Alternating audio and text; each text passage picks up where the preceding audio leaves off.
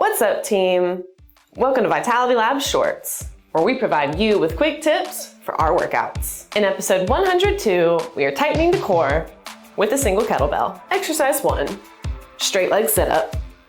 Tip, squeeze the quads into the ground while using the core to sit up.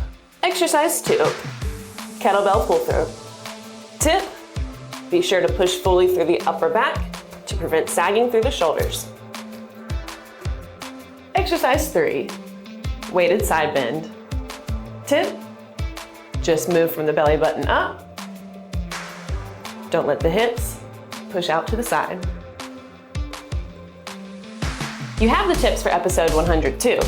So, when you're ready to work out, head over to the Vitality Lab channel and join our growing team so you never miss any of the action. And as always, do good, stay vital. Peace.